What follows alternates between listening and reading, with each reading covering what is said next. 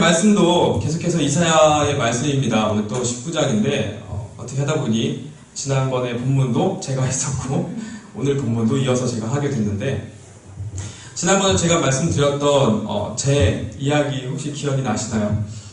하나님께서 제가 신뢰하거나 사랑했던 모든 것들을 하나님께서 앗아가셨다 라고 하면서 제가 제 이야기를 잠깐 말씀을 드렸었는데, 그 결과로 인해서요 저는 어느 하나의 신봉자가 되었습니다. 우리 학생들하고 우리 교사 선생님들은 아실 텐데, 저는 어떤 한 칼빈 아시죠? 종교개혁가 이제 루터를 통해서 이제 칼빈으로부터 시작되는 이 종교개혁이 더 발전하게 되었는데, 그 칼빈이에게 있어서 그 칼빈이 갖고 있던 기독교 강요, 그리고 5가지의 교리가 아주 중요하게 우리 장로교 안에서 적용이 되고 있는데요. 칼빈 5대 교리라고 합니다. 그래서 이제 앞글자를 따서 튤립이라고 하는데, 그 5가지를 소개하자면, 첫 번째는 전적 타락이 있습니다. 이 전적 타락은 우리 인간에게 있어서 아무런 능력이 없고 비참한 상태에 있다. 무능력하다. 우리 인간은 단 1%의 어떤 허용된 어떤 구원받을 자격이나 그런 것들이 없다. 완전히 죄인이다. 타락했다라는 거예요. 어느 한 부분이, 선한 부분이 전혀 없다라는 거죠. 그리고 두 번째로는 무조건적인 선택입니다. 하나님께서 무조건적으로 선택하신다는 거죠. 그리고 세 번째로는 제한 속죄라고 하는데, 이건 뭐냐면 하나님께서 모든 인류를 선택하신 게 아니에요. 모든 인류를 구원하시기 위해서 예수님을 보내신 게 아닙니다. 여기서 말하는, 칼빈이 말하는 제한 속죄는 제한된 속죄예요. 그러니까 말 그대로 제한된 죄사함이라는 거죠. 쉽게 말하면 하나님께서 택하신 백성들만을 위해서 예수 그리스도를 보내셨고, 그들만을 위해서 그들만을 위한 죄사함이었다라는 거죠. 그리고 네 번째는 불가항력적 은혜입니다. 불가항력적 은혜, 많이 들어보셨죠? 거부할 수 없는 은혜. 그러니까 일방적인 은혜예요. 하나님께서 내가 선택하시고, 그러니까 우리는 이제 태초 전에 선택함을 받잖아요. 그걸 믿으시죠? 태초 전에 우리를 선택하시고, 그 선택한 자를 내가 은혜를 주기 원하면 그 사람은 어떠한 수를 써서도 그 은혜에서 벗어날 수가 없다는 거예요. 하나님께서 선택하시면 그 사람은 무조건 선택받아서 무조건 구원받게 되어 있습니다. 그게 바로 불가항력적 은혜예요. 우리가 거부할 수 없는 은혜. 그리고 마지막으로 성도의 견인이라고 있습니다. 이 성도의 견인은요, 뭐냐면 하나님 자신께서 선택하신 그 성도를, 우리는 성화의 삶을 살잖아요. 성화의 삶을 살아내면서 하나님에게 이르기까지, 하나님께서 우리가 하나님에게로 갔을 때는 우리의 상태는 영화로운 상태라고 합니다. 우리의 육체가 영화로워져요. 그러니까 이걸 어디서 확인할 수 있냐면요, 예수님께서 죽으시고 3일 만에 부활하셔서 형체가 변하셨어요. 그러니까 몸의 어떤 모습이, 육체의 어떤 모습이 변해졌다는 소리가 아니고요, 그 육신의 상태가 변했다는 거죠. 우리가 죄악에 물들어 있는 이 육신을 입고 있지만, 우리가 하나님 나라에 갔을 때, 그리고 예수님께서 이 땅에 재림하셨을 때 우리의 육체는 영화로워진다는 거예요. 그러니까 예수님의 본을 따라서, 예수님께서 먼저 보여주신 그 모범을 따라서 우리의 육체 역시 예수님과 같이, 예수님과 절대로 동급은 될 수 없지만 예수님과 닮아가는 육신의 상태, 그 상태를 말하는 겁니다. 그러니까 그 상태에 이르기까지 하나님께서 구원에서 떨어지지 않도록 그 성도의 삶을 이끌어 가신다라는 게 바로 성도의 견인입니다. 이 5가지가 있어요. 근데 이 중에 저는 한 가지, 그러니까 모두를 제가 인정하고 수용하고 받아들이고 가르치고 하지만, 이 중에서 가장 제가 따르고 신봉하는 것이 있습니다. 그게 뭐냐면 전적 타락이에요. 우리 인간에겐 전혀 희망이 없습니다. 이거를 저는 굉장히 중요하게 생각하고, 이걸 굉장히 아이들에게도 가르치고 있고, 그것을 제 경험적으로 통해서, 그리고 성경을 통해서 정말 그렇구나, 인간은 별 수 없구나 라는 거를 깊이 생각하며 살아가고 있습니다. 오늘 이사야 19장 1절 4절의 말씀을 통해서, 그리고 지금 저희가 읽은 본문은 4절까지이지만 이사야 19장의 애굽에 관한 경고의 메시지를 통해서 우리가 함께 살펴볼 내용은요, 주제는요, 뭐냐면 오늘 제목입니다. 하나님만이 신뢰의 대상이 된다라는 거예요. 지난번에 제가 18장을 설교하면서 제목이 하나님만을 의지하라였습니다. 그렇다면 왜 이렇게 부득이 어떻게 하다 보니까 연결이 좀 됐는데 하나님만을 의지하라. 근데 그게 쉽지 않다고 했죠. 우리 인생이 다사다난하고 여러 가지 일들이 벌어지기 때문에 하나님만을 의지하는 것이 참 쉽지 않습니다. 라고 말씀을 드렸습니다. 그럼에도 불구하고 하나님만을 우리가 의지했을 때 그러면 어떻게 그 하나님을 의지할 수 있느냐? 그거에 대해서 이제 19장 하나님께서 주시는 애굽에 대한 경고의 메시지를 통해서 우리가 함께 하나님은 왜 의지할 수 있고 그분을 신뢰할 수 있는지를 함께 살펴보기를 원합니다. 본문 내용을 살펴보면 이스라엘과 애굽에 관한 하나님의 경고의 메시지를 주시는데요. 이 이스라엘 백성들과 애굽은 참 연이 깊습니다. 요셉으로부터 시작해서 12지파의 10초가 되는 요셉의 형제들까지 연관이 되어 있고 곧 이것은 이스라엘 민족의 모든 민족들이 애굽과 관계가 깊이 이어져 있다는 얘기를 말하고 있습니다. 그들이 흉년이 찾아왔을 때도 도움을 입었던 나라가 바로 애굽이었습니다.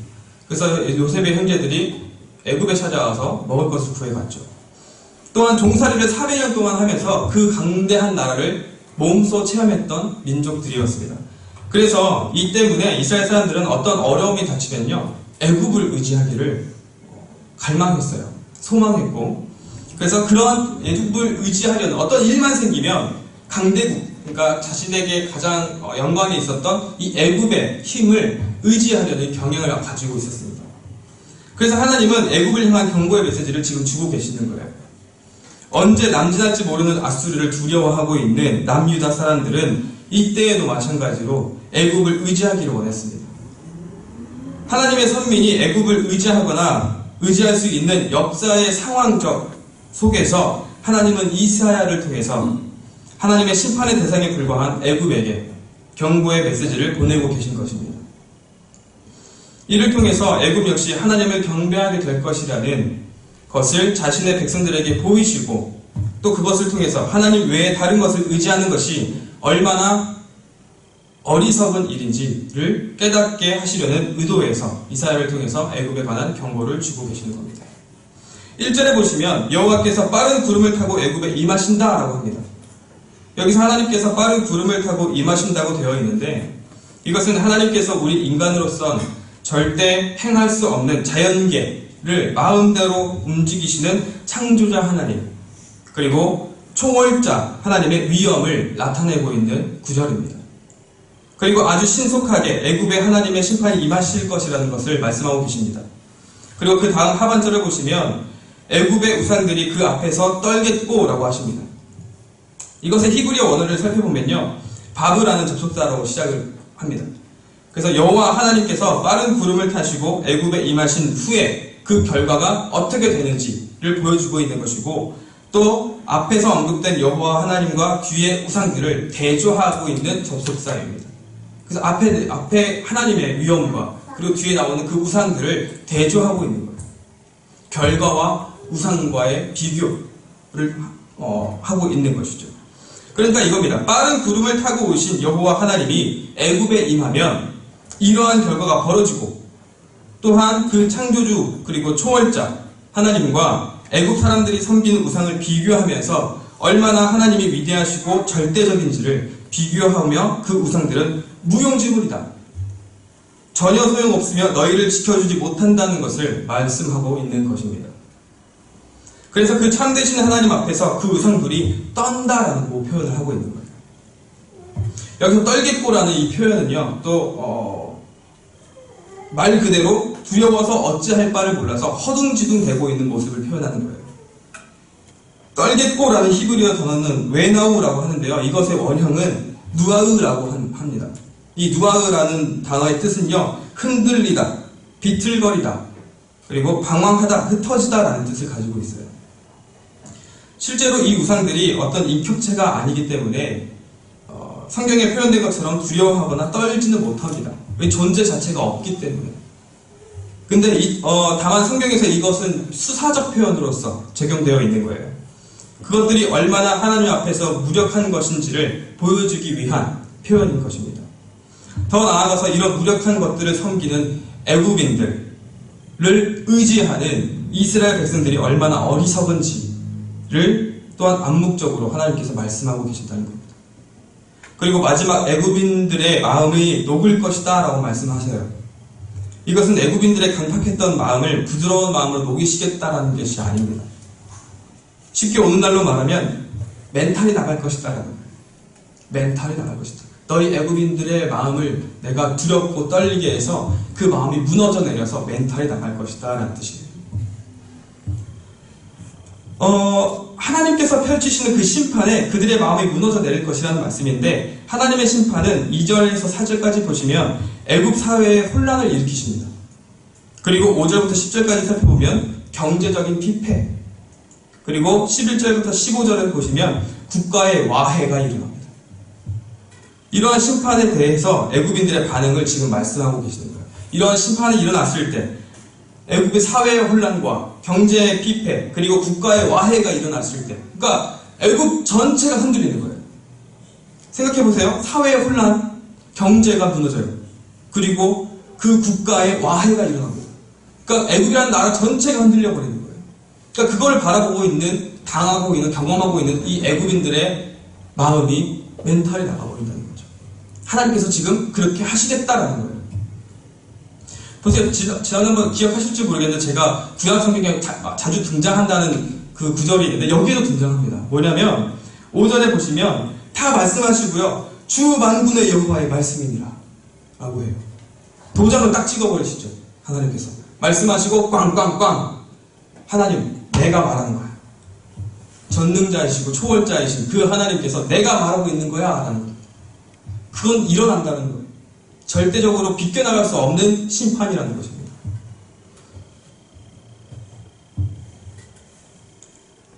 하나님께서 무너뜨리고 계시는 것을 보면 우리가 일반 사회적으로 쉽게 의지하는 것들이에요. 애굽인들 뿐만 아니라 우리가 지금 오늘날 살고 있는 우리들, 사회, 경제, 그리고 국가에 살고 있는 저희들. 먼저는 애굽인들, 그리고 그것을 기대는 하나님의 백성들 또한 마찬가지였습니다. 그리고 오늘날 우리가 그것들을 의지하며 또 저희들이 살아가고 있죠. 여기서 우리는 균형을 잘 맞춰야 함을 배울 수 있습니다. 우리는 한 사회와 국가에 소속되어 살아가고 있어요. 우리의 삶에 직접적으로 연관되는 경제 체제 속에서 살아가고 있습니다. 경제가 어떻게 돌아가느냐에 따라서 우리의 삶의 질이 좌지우지 된다고도 할 수가 있겠죠. 하나님께서는 지금 애굽의 이 체제들을 무너뜨려 버리셨습니다. 그러자 그 애굽인들의 멘탈이 나가버린 거예요. 와 닿으시나요? 우리 이 사회 경제 체제가 무너졌을 때 사람들의 반응들. 한국 사회가 마구잡이로 흔들리고 있습니다. 그리고 경제가 아주 심각하게, 지금도 안 좋다고 하는데 이 경제가 더 안 좋아져요. 그럼 어떻게 될까요? 저희들의 삶이 너도 나도 시리에 빠지게 될 것입니다. 이런 말하면 참 위험한 발언이지만 한강에 많은 분들이 가실 거예요. 그 정도의 지금 애굽의 상태는요, 지금 그 정도라는 거예요. 멘탈이 나가버려서 의지할 데가 없는 거죠. 그러니까 의지하고 있던 것은 다 자기들의 경제와 사회, 국가, 체제 속에 살아가고 있는 그 다 우리 삶의 모든 것들이잖아요. 그걸 완전히 무너뜨려 버렸으니 기댈 곳이 없잖아요. 오늘날에도 많은 뉴스 사건, 사고들이 일어나는 것들이 예전에 세모녀 사건, 그런 것들이 지금 일어나게 되는 그런 상황 속에 있다는 겁니다. 그러니까 우리에게도 이러한 심판이 닥치면 우리 역시 애굽인들과 별반 다르지 않다라는 겁니다. 그렇다면 애굽인들은 멘탈이 나간 그 이유, 여러분들도 우리 여기 계신 성도 여러분들께서도 다 이제 짐작하시겠지만 애굽인들은 그만큼 그러한 체제들을 신뢰하면서 그것이 전부인 것처럼 살며 살아가고 있었다는 것입니다. 자신의 인생을 걸 정도로 그것에 의지하며 살아가고 있었다는 거예요. 그것에 있어서 그 애굽인들을 의지했던 이스라엘 백성들도 마찬가지라는 거예요. 우리는 강대국이니까 경제가 아주 튼튼하고 무너질 일이 없으니까 절대 우리 사회가 무너질 일이 없어. 애굽은 문명도 발달했던 나라였잖아요. 문명도요. 문화, 사회가 엄청나게 발달되어 있던 나라였습니다. 절대 무너질 일이 없어라고 생각했을 거예요. 근데 그것이 한순간에 무너져버립니다. 빠른 구름을 타고 그 심판을 일으키신다고 하나님께서 말씀하셨어요. 그러나 그러한 것이 무너지더라도 멘탈이 나가지 않는 자들이 있어야 했습니다. 그런 것들을 의지하는 세계관을 가진 자들이 아닌 변하지 않는 절대자를 의지하며 그분의 시선으로 세계를 바라보는 자들이 바로 그러한 자들이어야 했습니다. 바로 하나님의 백성들이 그러한 자들이어야 했어요.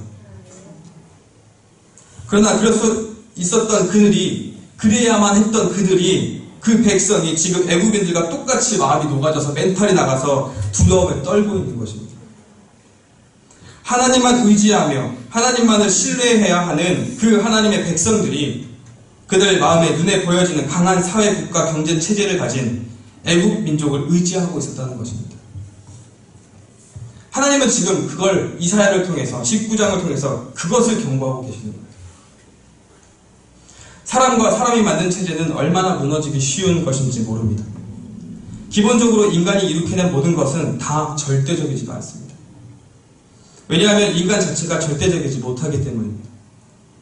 성경의 관점에서 보면 인간은 아주 무능력합니다. 제가 아까도 말씀드렸던 칼빈 5대 교리 중에 전적 타락은 그것을 전제합니다. 인간은 무능력합니다.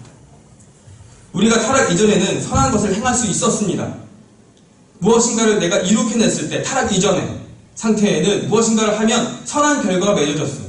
그래서 하나님 보시기에 기뻐했다, 좋았더라라고 하셨죠. 그래서 하나님과 에덴 동산에 동행하며 살아가고 있었어요. 하나님께서 그렇게 창조하셨기 때문입니다. 우리 원래의 상태가. 그러나 우리가 타락 후에는 우리가 하는 모든 일에 가시덤불과 엉겅퀴가 나오기 시작했습니다. 온전히 선한 것을 열매 맺을 수가 없게 되었어요. 루터가 이렇게 말했습니다. 짐승과 구별되는 이 선의 능력으로 여러 가지 훌륭한 일을 우리 인간이 할 수 있지만 그것으로 구원을 위해 할 수 있는 일은 아무것도 없다. 루터는요, 인간의 의지가 전적으로 무능력하고요, 사탄에게 종속되어 있기에 자유가 없다라고 말했어요. 근데 이것을 듣고 이제 에라스무스라는 루터와 동시대 신학자가 이런 책을 썼습니다. 그러한 루터의 주장에 반박을 하기 위해서 1524년에 자유의지론을 썼어요. 그러니까 우리에게도 자유의지가 있다라는 거죠. 우리의 의지를 발현하며 살아갈 수 있다. 그러니까 선한 능력을 행하며 살아갈 수 있다라는 거예요. 근데 또 루터가 그것을 반박하면서 노예의지론을 또 썼어요. 우리의 의지는 노예다, 종속되어 있다. 무엇인가에 종속되어 있어서 우리는 그것에 끌려갈 뿐이다라고 얘기를 썼습니다. 루터는요, 이렇게 또 표현을 했어요. 말이나 소를 탄 사람이 짐승의 뜻과는 상관없이 자신의 목적과 의지대로 짐승을 몰듯이 죄인에게는 자유의지가 없고 누가 죄인의 의지를 움직이느냐가 중요하다고 얘기했습니다. 그러니까 이거예요. 그러니까 우리를 짐승으로 이제 표현한 거예요. 짐승을 탄 사람이 짐승의 의지와 상관없이 이리저리 모는 대로 움직이잖아요. 그것처럼 우리의 인간의 상태가 그렇다라는 거예요. 누가 타느냐, 누가 그 의지를 움직이느냐가 중요하다는 거죠. 이러한 점에서 인간에게는 자유의지가 존재하지 않습니다. 그렇기 때문에 하나님을 알지 못하는 인간은 사탄에게 종속되어 있어요. 때문에 우리 인간은 무능력하다는 것입니다. 우리가 어떤 것을 해도 그것에는 가시덤불과 엉겅퀴가 자라게 되어 있습니다. 하나님께서 타락한 인간에게 그렇게 하셨고, 구정물이 묻어있는 상태로 다른 무엇인가를 만지게 되면 그 다른 무엇인가에도 구정물이 묻어지게 되어 있습니다. 그것이 우리 인간의 상태입니다. 그래서 무능력하다는 것. 제가 우리 아이들에게 설교하면서도 이렇게 얘기를 했어요. 제가 좀 극단적 성향을 갖고 있기 때문에 극단적으로 표현하자면 하나님을 믿지 않는 자가 물에 빠져서 허우적대고 죽어가고 있는 사람을 구해냈습니다. 그리고 대신 죽었어요. 그 사람은 선한 사람일까요? 악한 사람일까요? 악한 사람입니다. 죄인입니다. 아무리 선한 일을 했어도 하나님을 모르고 그 죄의 부패성을 씻어내지 못하면 그 사람은 그 일에도 아무리 사람들이 육신의 눈으로 보고 아무리 의인이라 칭해서 존경을 받을지는 몰라도 하나님에게 있어서, 우리의 세계관은 기독교 세계관이잖아요. 우리의 세계관은 성경적 세계관입니다. 성경적으로 봤을 때 그 이 사람은 아무리 인간의 눈으로 봤을 땐 의인이라 칭할지 몰라도 하나님에게 있어서는 죄인일 뿐입니다. 루터가 말한 대로 사탄에게 전속되어 있는 노예 의지를 갖고 있는 사람이었다는 거죠. 부패한 존재에게서 나온 것은 부패한 속성을 여전히 가질 수밖에 없습니다. 부패했다는 것은 고장이 났다는 것이고 한계가 있는 유한성을 지닌 존재는 변질되어질 수밖에 없어요. 인간 사회에서의 사상과 이념, 그런 것들은 변화합니다. 영원한 건 없어요. 변해요. 세대가 지나면 또 그것에 대해서 반하는 것들이 나오고 또 그것에 대해서 반하는 것들이 계속 사상과 이념들이 등장합니다. 영원한 건 없어요. 절대적인 게 없다는 거예요. 우리 인간 육신 자체도 지금 이 순간에도 이 세포는 늙어가고 있습니다. 내 감정도 어제 다르고 오늘 다르고 내일 다르고 한 달 뒤 다르고 영원한 감정은 없어요. 지속되는 감정이 없다는 겁니다. 그만큼 우리 인간은 유한하고 제한적이고 변질되는 속성을 우리 인간은 가지고 있다는 겁니다. 그렇기 때문에 인간의 감정도 우리는 신뢰할 수가 없습니다. 변화하기 때문입니다. 변질되고 사라지기 때문입니다. 한 세대를 못 가요. 죄송한 말씀이지만 속으로만 대답하세요. 우리의 사랑 또 영원할 수 있을까요? 대답하시면 안 돼요. 옆에 남편과 아내가 계신 분들은 대답하시면 안 돼요. 사랑으로 우리 부부 생활을 지속적으로 우리가 이 세상을 마감할 때까지 지속할 수 있을까요? 전 아니라고 생각해요. 저는 전적 타락의 신봉자니까. 전 그렇지 않다고 생각합니다. 근데 단 한 가지, 성경을 통해서 제가 저는 이제 조직신학을 전공한 사람이거든요. 그래서 이제 그 중에 인간에 대해서 좀 연구를 한 사람이라 인간의 감정과 어떤 아픔과 고난, 그 죄성들에 대해서 이제 많이 좀 연구를 했거든요. 그러다 보니까, 하나님에게 있어서 우리가 이제 사랑과 이런, 특히 하나님께서는요, 예수님과 우리, 그리고 하나님과 우리의 표현을 성경에선 혼인으로 많이 하셨어요. 많이 비유하셨어요. 혼인관계로. 그래서 이방 민족을 섬기고 우상을 섬기는 민족, 이스라엘 자신의 백성들에게 너희는 간음했다. 그렇게 음행했다. 다 이제 결혼과 부부 생활에 관련된 그런 표현들을 사용하시면서 우리에게 말씀하시거든요. 그만큼 하나님과의 우리의 관계를 혼인관계로 많이 비유를 하시고 표현을 하셨어요. 그런 것과 마찬가지로 우리 결혼의 생활에 있어서도 사랑으로는 우리 부패한 이 변질된 이 감정으로는 부부 생활을 지속적으로 살아갈 수가 없습니다. 그럼 무엇으로 할 수 있느냐? 하나님과 우리의 관계를 통해 할 수 있어요. 하나님은 우리 이 변질되는 부패한 우리와의 관계를 혼인관계에서 여러분 가장 중요한 게 뭔지 아실까요? 네? 이혼하지 않는 거. 그렇죠. 그 이혼하지 않는 이유, 근거가 뭐냐고요? 혼인 서약입니다. 우리는 혼인 서약을 너무 형식적으로 생각을 해요. 그냥 한번 읽고 마는 정도. 우리는 약속으로 이어지는 관계예요. 하나님께서도 우리와 언약하셨어요. 그 언약 관계, 그걸요 혼인 서약으로 표현하신 거예요. 언약으로 인해서 나는 너를 평생 동안 지키고 아끼고 사랑할 것을 약속한다예요. 약속한다. 지키겠다. 너를 평생 아끼며 돌보겠다. 약속입니다. 약속. 언약. 하나님께서 그래서 우리와 언약하실 때도요, 변질되는 부패한 우리 인간에게도 언약하실 때, 아까도 말씀드렸죠. 일방적 은혜. 하나님께서 우리 인간을 변하기 때문에 일방적으로 약속하셨어요. 그리고 그 보증을 누가 섰는지 아세요? 자신이 섰어요. 자신. 변하지 않는 하나님. 그래서 그게 계속해서 우리가 하나님과의 관계가 유지되는 거예요. 우리 부부도 마찬가지예요. 사랑도 마찬가지라는 거죠. 인간에게 있어서 변질되는 그런 어떤 감정, 신뢰할 수 없는 감정이 아니라 언약 관계. 그걸 통해서 우리는 사랑을 유지할 수 있다는 거죠. 잠깐 다른 데로 샜는데, 그만큼 우리는 변화하기 때문에 우리는 그 어떤 것도 신뢰할 수 없다라는 겁니다. 다 변질되고 영원하지 못하기 때문에요. 그러나 방금도 제가 말씀드렸듯이 단 한 분 절대적으로 신뢰할 수 있는 분이 계십니다. 바로 이 세상의 창조주이신 하나님이십니다. 그분의 능력과 위엄이 영원하시기 때문입니다. 애국과 이스라엘 백성은 절대적으로 변하지 않으시는 신뢰할 만한 한 분 하나님, 우리의 참 하나님이신 그분을 신뢰했어야 합니다.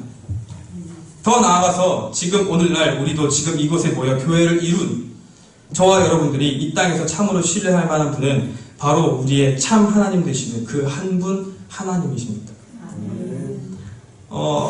이제 조금 어려워지실 수 있는데요. 잘 들어주시면 감사하겠습니다. 하나님의 속성에 대해서 혹시 들어보셨나요? 하나님의 속성.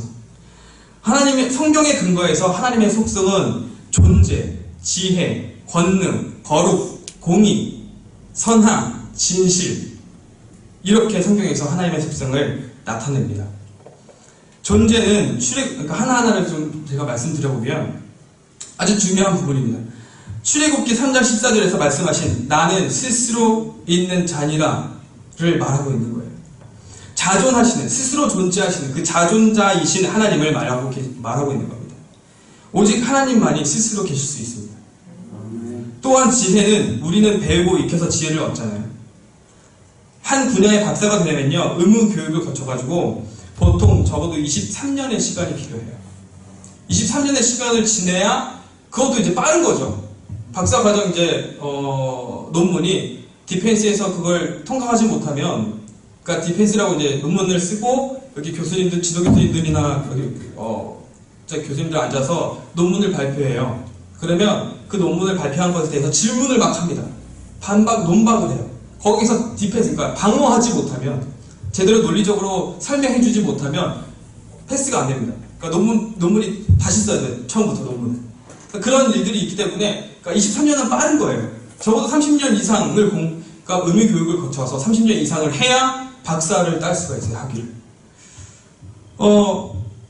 그렇게 긴 시간이 필요한데, 하나님께서는 우리 인간처럼 관찰하고 경험하며 추론한 지식이나 지혜를 얻으시지 아니하고 본래부터 지니고 계신 그 지혜가 있으시다라는 겁니다. 또한 권능은 하나님의 전능하심을 말해요. 제한적인 능력과 한계를 가진 능력이 아니고 완전한 능력을 말하고 있는 겁니다. 완전해요. 불순물이 하나도 첨가되지 않는 완벽한 힘, 권능이 있다라는 것이고, 즉 그것은 또 무엇을 말하냐면 하나님은 결국엔 정말 그 한 분 하나님이 참되시다라는 걸 말하고 있는 겁니다. 그리고 거룩은 히브리어로 코데시라고 합니다. 그러니까 하나님의 거룩이라는 속성에 대해서 말하자면 코데시라고 하는데, 이것은 절단하다, 분리되다, 구별되다 라는 뜻을 가진 단어인데, 하나님은 모든 피조물들과 구별되어서 하나님만이 가지시는 무한한 위엄 속에 높이 계신다는 것을 말하고 있는 거예요. 또한 공의는 하나님이 우리를 거룩하게 하시는 일에 관련되어 있습니다. 하나님께서는 자신의 거룩함에 부합한 자들에게는 상을 주시고요, 또 어긋나게 행하는 자들에게는 형벌을 부과하십니다. 그렇다고 해서 이제 그것이 상과 형벌이라고 얘기했기 때문에 어떤 인과응보의 개념과는 전혀 다른 의미라는 것이죠. 또한 어떤 나의 선한 행실로 인해서 징벌, 상벌을 말하는 것이 절대 아닙니다. 다음으로는 하나님의 속성 중에 하나인 선함이 있습니다. 이것은 이제 하나님은 언제나 선하시다, 많이 들어보셨죠? 하나님은 언제나 선하시다. 이것을 생각하시면 이해가 바로 되실 거예요. 하나님은 언제나 모든 피조물, 특히 하나님의 자녀인 우리를 선하게 대하세요. 이 선하심에는 하나님의 사랑과 은혜, 그리고 긍휼과 오래 참으심이 포함되어 있습니다. 또 마지막으로 하나님의 속성은 진실하십니다. 하나님은 다른 허망하고 무용지물인 어떤 우상들과는 다르게 유일하게 참되시고 참되신 하나님이신 것을 우리에게 말해주고 있어요. 때문에 진실하셔서요, 우리와 맺은 약속을 끝까지 지키신다는 것을 우리가 알 수 있다는 것이죠. 지금까지 하나님의 속성에 대해서 이제 살펴봤는데요, 이것을 하나님의 공의적 속성이라고 해요. 말 그대로 우리 인간과 공유할 수 있는 속성을 얘기를 하고 있는 겁니다. 다르게 말하자면 인간에게도 있는, 그렇지만 제한적으로 있는 속성이라는 거예요. 우리에게도 가지고 있고 하나님에게도 가지고 계신.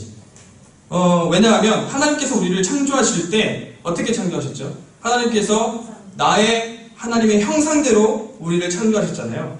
그 형상이 어떤 하나님이 눈, 코, 입과 팔과 다리가 있는 것을 묘사한 것이 아니라 어떤 폼이 아니라 하나님의 지정이라고 하거든요. 하나님의 형상, 그래서 지식과 의와 거룩이라고 얘기를 하는데 이것을 우리에게 동일하게 부여하셔서 우리 인간을 창조하셨다는 겁니다.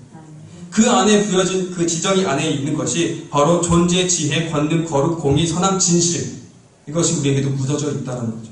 근데 다만 그것이 타락으로 인해서 부패해져 있는 상태라는 것입니다. 이러한 하나님의 속성이 우리 인간에게는 절대 있을 수가 없고 공유할 수 없는 절대적인 비공유적 속성이라고 또 있어요. 이거는 몇 번 제가 말씀드렸죠. 비공유적 속성. 이 비공유적 속성을요, 절대 우리는 놓쳐서는 안 돼요. 이것만 가지고 있잖아요. 그러면 우리의 신앙이 흔들릴 수가 없어요.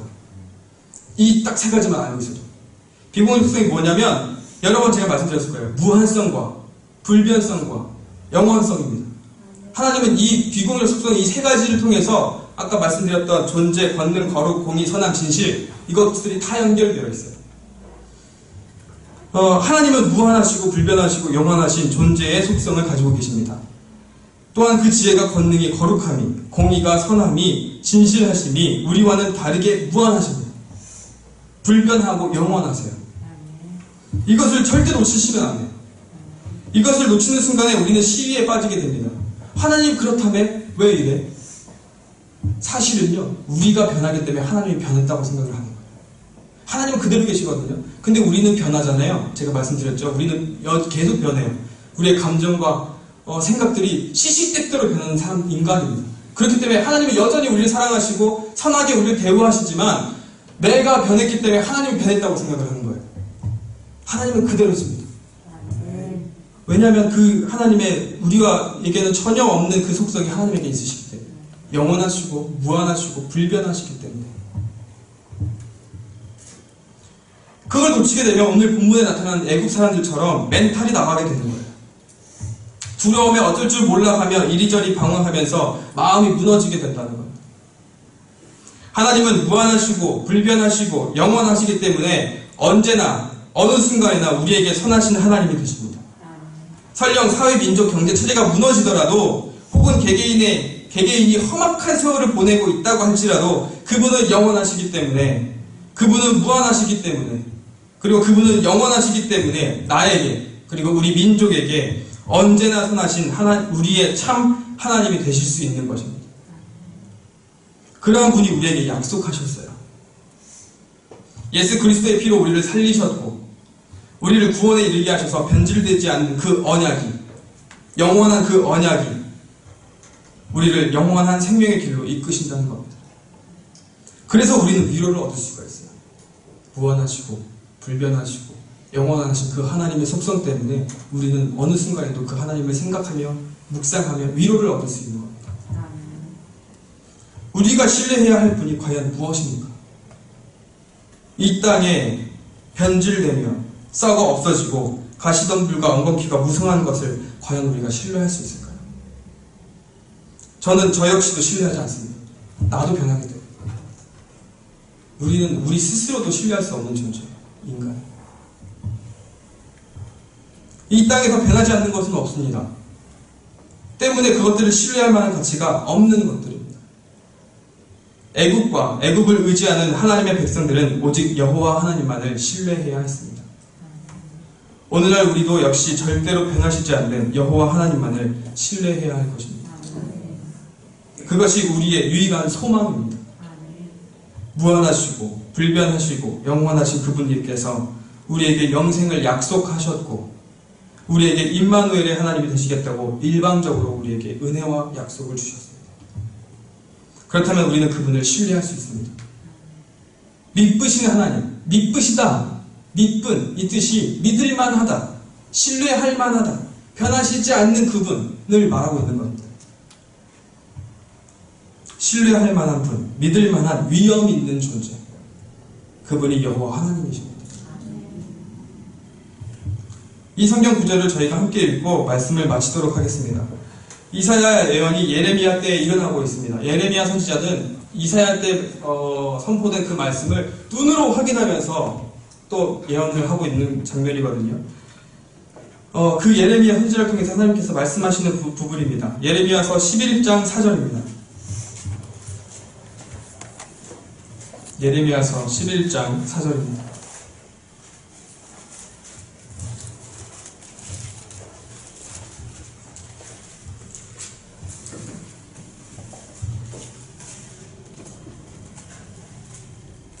예레미야서 11장 4절 다 사신 줄로 알고 우리 함께 한 목소리로 읽도록 하겠습니다. 시작! 이 언약은 내가 너희 조상들을 새 풀무에 애굽 땅에서 이끌어내던 날에